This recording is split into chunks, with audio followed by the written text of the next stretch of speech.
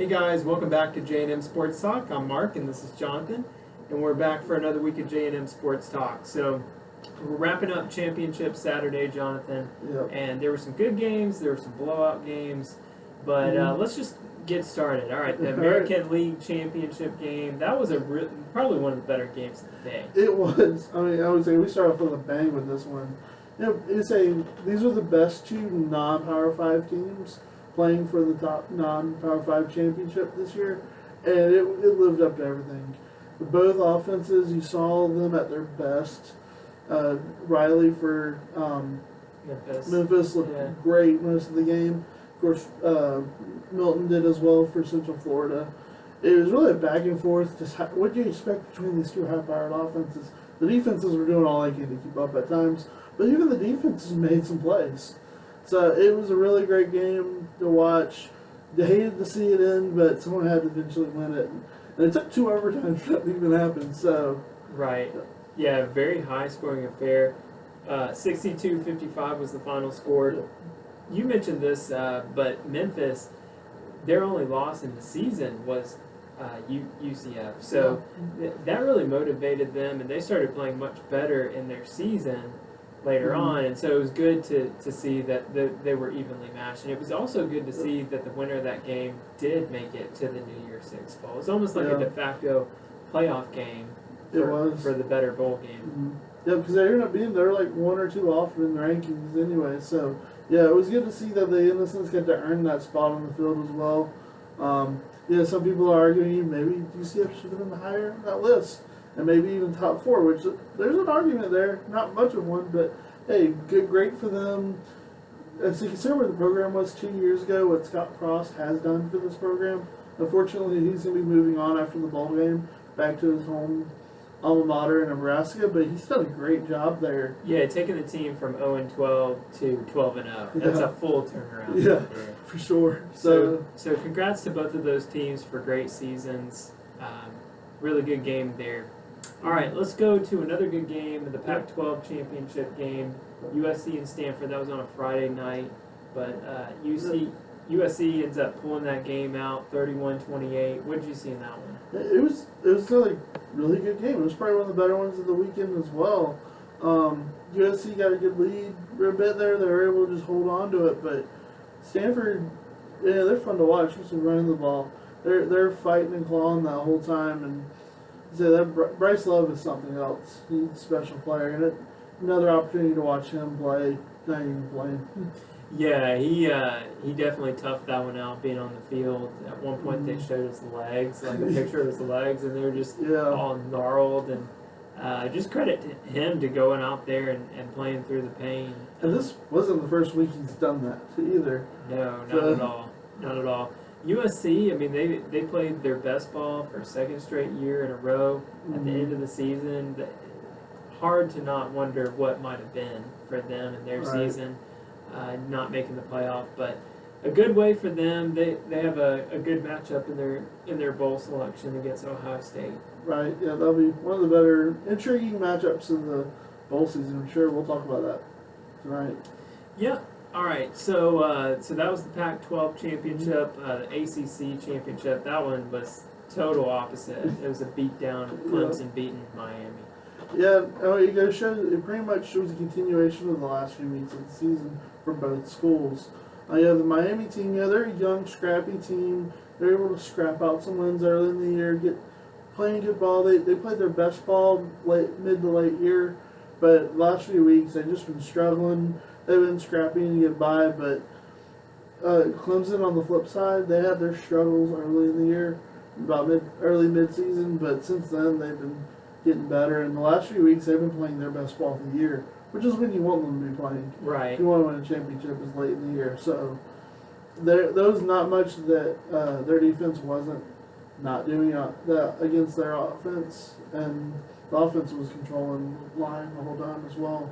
Right, that was a theme throughout the weekend. I think is the teams that were banged up and injured, they had tough setbacks, and they weren't quite able to get over the hump. And some of them even got blown out. I think Miami could be grouped in with those teams. I mean, at the wide receiver position, and they had so many guys banged out.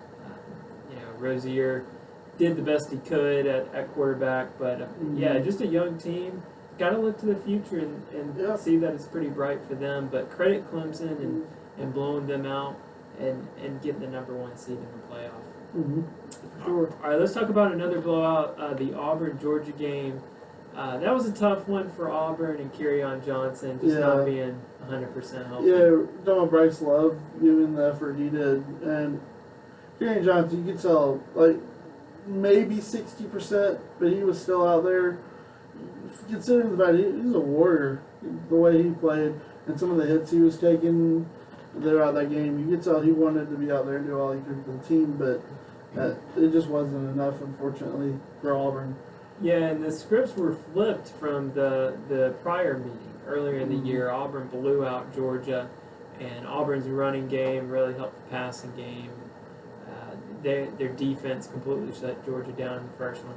But it was the total opposite. So Georgia's got their running game going. Jake Fromm was making great passes, the out routes, and just putting on a clinic, really. So credit Georgia. They won when it mattered most. They get that SEC championship ring, and they made the playoff because of it. So great one for the Dogs there in Kirby Smart's second year. Yeah. Some of the theme though, these second-year coaches doing well in conference championships. Yeah, with that, you set the bar really high. So you do. It'd be interesting to see if Georgia takes a couple steps back in the next couple years. Would they be looking at a change there? But for now, they're riding the wave and they're riding the high of being SEC champs. Right. All right, let's talk next about the Big 12 championship game. So that was another rematch game. Oklahoma TCU.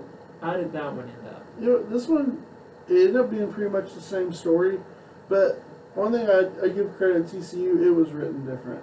And what I mean by that is one of Gary Patterson's biggest comments post game of the first time around was the reason why they struggled so much was TCU didn't give an effort, especially in the first half of the first matchup. And it was one thing they did this game. They played their hearts out. They played a great team. That was it. They played a better team. Even though they were playing at their abilities, Oklahoma, both teams had already seen each other. They had won the matchup before. They were able to see when TCU, even a lot of it was just effort that second half, they made the corrections they needed to, and TCU just couldn't hang with them the second time around. It happens sometimes in these rematches. You get multiple. There's multiple stories that seem to always be the same. Either they split the two games, and it's a reverse like Auburn, Georgia, or it's like TCU, Oklahoma, where the team that won is able to make corrections and make it look even better the second time. Yeah. So kudos to TCU. They had a great year. They can go to a good bowl, but Oklahoma's moving on to bigger and better things. Yeah, and I think Oklahoma is very deserving of the 2 seed that they got. They you could argue they're the best team in college football. I mean, we had them near the top of our rankings, Right. just a week ago, really. Yep. So credit them and good win for them, and they move on to the playoff. Right. All right, so let's move on to the Big Ten championship game. That was Wisconsin-Ohio State. Many teams were rooting for Wisconsin to lose so that the door would open for them to win. Jonathan, how did that one finish? Yeah, including Ohio State themselves. Yeah. It was a hard fought battle. I don't think anyone fought harder though than that guy fighting the turf trying to get it fixed. Everyone enjoyed that turf 101 that we got middle of this championship game. But credit, he got it fixed. They continued the game, and it came down to the end that Wisconsin probably had a chance to win it, but Ohio State was able to get it done. A lot of the biggest reason for that, I think, came down to that battle of the freshman running backs we talked about last week. And, Ohio State held Jonathan Taylor to less than 50 yards rushing, and Dobbins put on 175 yards rushing. And that was a huge point of that game.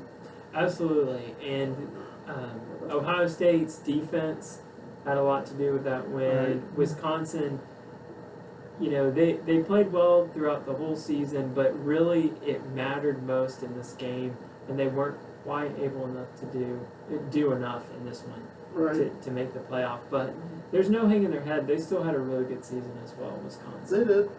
And they have a very good matchup against Miami.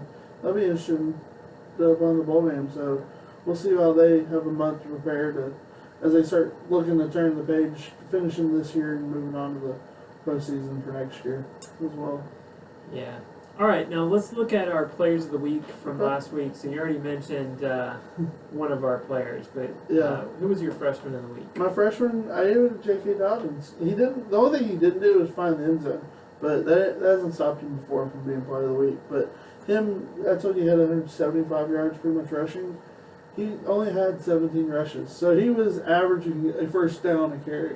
So you're able to look at your running back and say, "Hey, go get this first down," and he does it throughout the whole game. You're gonna have a good chance of winning. Yeah, it makes you wonder why they didn't give the ball to him more. I Really. know, right? But I went with Jake Fromm. Really impressed with that Georgia victory. But you could credit the Georgia run game setting up the passes, but he put on a big clinic with the Yeah. out routes and the back shoulder throws. They're really going to need him to perform at a high level if they're going to compete with Oklahoma. Oh, for sure. Yeah, it's gonna be rely on him to make some big plays because this. We talk about the Big 12 not having good defenses. And if there's one thing they're not going to be afraid of, though, is good quarterback play. I mean, they see it week in and week out, so a lot of great quarterbacks. he's got to come ready to play. So we'll talk about that more tonight during the after show, I think. Yeah, for sure. So Jake Fromm, 16 to 22, 2 touchdowns, 183 passing yards. Great effort out of him. All right, who was your offensive player of the week? You know, my offensive player, there's a couple I was looking at, but I ended up going with the quarterback Milton from UCF. That's a good pick. We're talking about there's a lot of ups and downs in that game. He had 3 interceptions, but on 28 receptions, he threw for 494 yards. He had 5 touchdowns, and he ran the ball 11 times. Some of those were sacks, but he had 68 yards and a touchdown. We're talking about, and so he had 6 total touchdowns, which is a great game, especially a championship performance. So great for him, and he's one of those guys that kind of like Stidham late in the year. Like, you're not gonna, if you watch Auburn much, and you haven't watched this kid, he's kind of like that where he's never gonna beat you with his legs, but when he needs to make a run to kind of, when the defense is setting back to looking for the pass, he can make that short run to keep the chains moving and just keeping you off balance. So great effort by him and leading his team to the championship and a New Year's Six Bowl. Yeah, and he's not that big of a guy either. No, So he's like 5'9", 5'10". So what he's able to accomplish with his legs and his arm is really spectacular. Yep. So, And he's a true sophomore. yeah. So he's we got another year at least for him too. They'll probably go another year though, but Yeah. look forward to him. For my offensive player of the week, I went with Kelly Bryant. He was Okay. really efficient, 23 of 29, 250 passing yards, a couple of touchdowns. I think he is, the level that he's playing at is where Clemson needs him if they're going to compete for a championship. But the last few weeks, coming back from that earlier injury in the year, it's been a good thing to see for the Clemson fans. So I went with Kelly Bryant in that good win. What about He's my your number 2. What about your defensive player of the week? Defensive, I'm gonna go with Shaquem Griffin. He's also on the Central Florida. UCF guy. Yeah, his stats weren't crazy out there, but one of the things, if you have a chance to watch them, especially the bowl game, he leads this team by his energy. And their Memphis' first possession, he goes and he gets a fumble. He knocks the ball free and ends up with the fumble.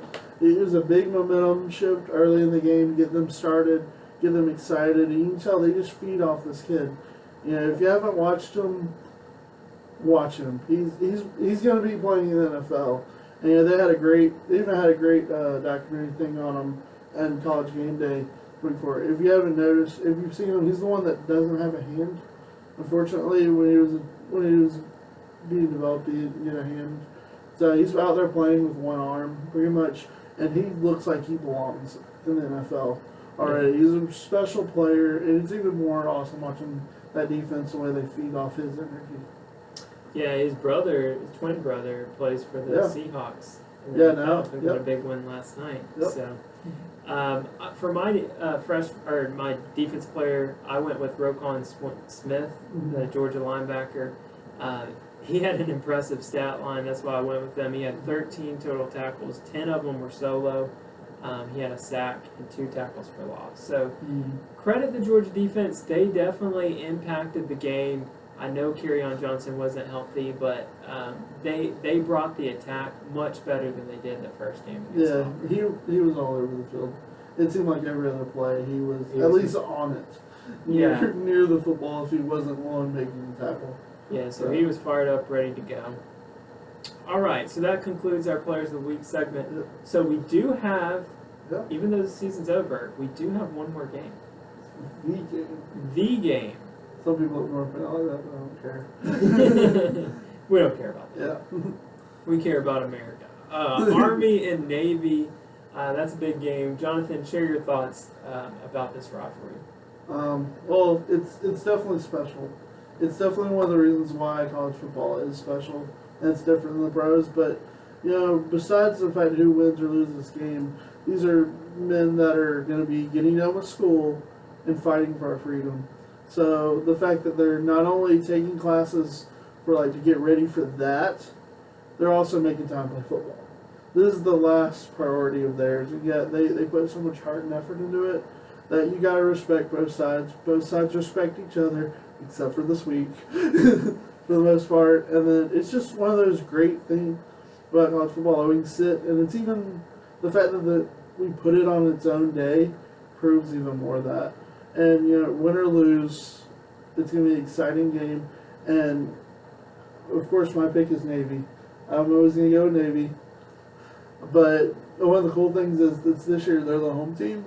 So for some just personal hometown pride, in the sense, for those you don't know, we're out of Pensacola, Florida, and the Blue Angels' home is in Pensacola, and Navy is wearing uniforms designed based on the Blue Angels. So they've got the Blue Angels are actually on the helmets. They've got the actual Blue Angel patches on the shoulders. They're wearing the Blue Angel colors. They're really cool uniforms. I'll add a post on the page, but more reason to be go Navy this week for those that are pulling for Navy. So looking forward to it. What do you think? Yeah, I think it had been over more than a decade since Army had beaten Navy until last year. So my prediction for the game, Army's definitely having a better season than Navy. Navy's having a down year for them. But you can throw records out. No, yeah, this for game. sure. I mean, it's a true rivalry game. But I like for Army to continue, develop a little bit of a win streak here and win their second straight. What do you think? Not so fast, my friend. No, it's going to be a good game. And you say it's been so long before they finally won. The last few years, there's only been one real blowout. In those 12, those 1 or 2 blowouts. I mean, this game is always constantly coming down to the last play. And the coolest thing is you'll always go back, and there's always some unsung hero of this game that is a true hero, which is another cool thing. Is that these are actually men that we can look up to no matter what part of life you are in. So I'm excited. It's my favorite game of the year besides the Iron Bowl. It's right there. But that's it. Looking forward to it for sure. Yeah. Another pick that we're going to make this week is the Heisman Trophy. So the presentation is on Saturday evening, Saturday night. So what's the prediction, Jonathan? Is there a consensus number one guy? I mean, it's got to be at Mayfield. It's Baker's Mayfield's to lose. The only real consensus that would it be different is simply the fact of off the field antics. But yeah. my personal feeling on that is the fact that I don't agree with any of it, but I don't think the Heisman committee is going to care too much about that. Even though some say, it's in their bylaws and all that stuff, when it comes down to it, they're going to pick the best player. So, yeah, and some of those antics, to some extent, shows his passion for the game, and really just being dialed into the game and not caring, or not really thinking about the ramifications of some of the things that he's done. Yeah. But he's been probably the most consistent player this year. Mm-hmm. Some other guys that might get an invite or get considered. You talk about the reigning trophy winner from last year, Lamar Jackson. Yeah, he'll be there anyway. He'll be there anyway, so we think he'll probably get the invite. Bryce Love, we mentioned his toughness. Yeah. Another guy I've liked, Mason Rudolph, all year. Definitely numbers speak for themselves as well. Yeah, he's putting up one of the just great seasons in Oklahoma State quarterback history. Owns pretty much every quarterback record that they have there. Kerryon Johnson, Jonathan and I both feel like that SEC championship game proved his worth. He should be there, but he won't probably. For comeback. Yeah, but you could go on and on about these well-deserving candidates. It's been a good season in college football, but Yes. for Jonathan and I, we think it's Baker Mayfield's trophy. It's just putting the final stamp on it. So, all right, let's talk about did the playoff committee get it right? So the matchups, for those of you that have your head in the sand, were revealed yesterday. It's going to be a rematch of the national title from last year. Clemson, Alabama. Clemson being the number 1 seed, Alabama number 4 seed. And then Oklahoma, the number 2 seed, facing the Georgia Bulldogs, number 3 seed. So, Jonathan, do you just start us off? Do you feel like the committee got it right? Yeah, I think in this situation, I don't think they're really. I think any answer pretty much would have been right. I don't think there's any wrong answers here. I think the committee decided to go with the one that fit what they did last year. So maybe they're trying to create some kind of rapport there where they're showing some consistency here. But when it came down to it, the biggest reason I felt like they probably picked it and why it was right was the fact of the teams that were left for that 4th spot, pretty much that they're talking about, especially mainly Bama and Ohio State, and then you could possibly throw in USC in there as well, and Wisconsin. Between those 3 conferences of those teams, the SEC is the best one of those 3. So as far as strength of schedule goes, conference schedule, I think that was probably a big factor in that. I've been on a note, so Big Ten's definitely had a bad year. They've got a couple really great teams, but the rest of the conference has been lacking, unfortunately, this year. So I think that had a lot to do with it, the fact they're SEC over Big Ten and even Pac-12. I say that to say, if it would have been an ACC team or a Big 12 team sitting against them, I think those teams would have got in over Bama this year. I think both those conferences have proven they're stronger this year. So they didn't get it wrong, as I say, but I don't think they didn't get it right or wrong. And so it's kind of one of those. There's plenty of scenarios why they could go with either one. What do you think? Yeah, for me, I think they could have gotten it wrong had they had picked Wisconsin. I was glad to see that they didn't pick Wisconsin. Wisconsin was a 1-loss team that lost in their conference championship. You could argue, they did make it to their conference championship, which Alabama didn't. But it speaks to what you were just talking about. The Big Ten conference was not as strong as the SEC this year. And it was really one of the lower tiered conferences in the Power 5. Possibly the worst out of all the Power 5 conferences, you could argue. So I was happy to see Wisconsin not make the playoff, even after just losing one game, because I feel like they just weren't as good of a team as the USCs, as the Ohio State even. So I was happy to see that. You really couldn't have gone. I don't think the committee could have faulted putting USC in there, maybe even Ohio State as a conference champion. Yeah. But it comes down to who's the best team, and they felt like Alabama was. Now, here's the thing, and we talked about this before the show. Alabama, if they were to play these games in the next week or 2, we don't feel like they would be healthy enough to even really compete. And you could argue that they might still not when the game's ready to be played.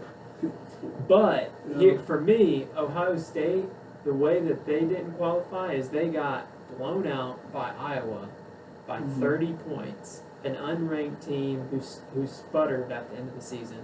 And they lost by 15 points to Oklahoma, who is one of the better teams. But that game was at home.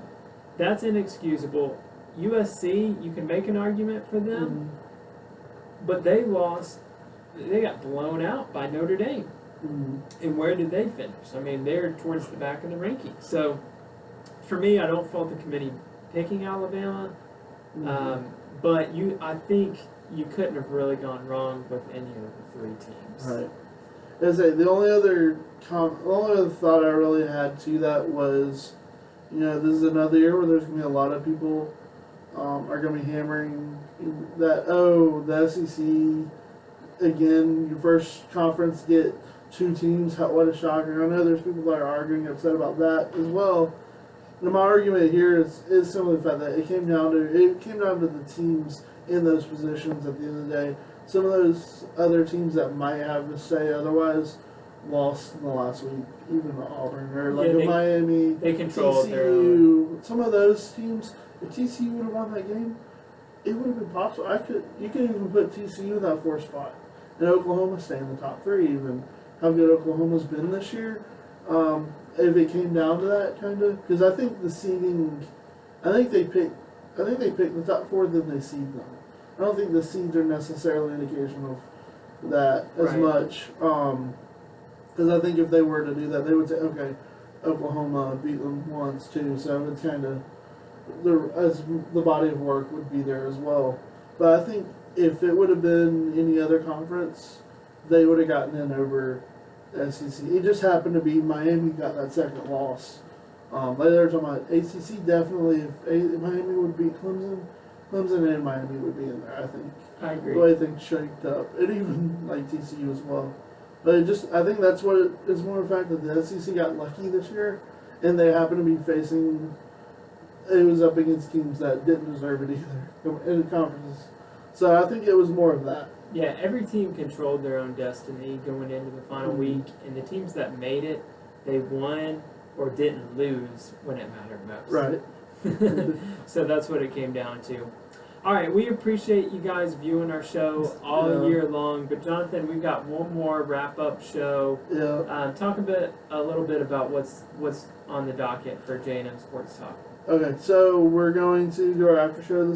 Our last after show this regular season, and it's gonna be Bowl Mania. We're gonna talk about some of the games we're excited for in the bowl games. We're also gonna do some quick picks and some picks. I'll let you get on the quick picks as well this week. So we're gonna enjoy some of that, and then I hope you enjoy. We may have some content throughout the bowls on our own, like one-on-one stuff that we know what to do, and then also after the bowl season's over, we'll actually have one more wrap-up show, kind of in the year as a whole, and also give you some ideas of what we're gonna be doing moving forward in the off season. So I hope y'all enjoyed today, enjoyed the season.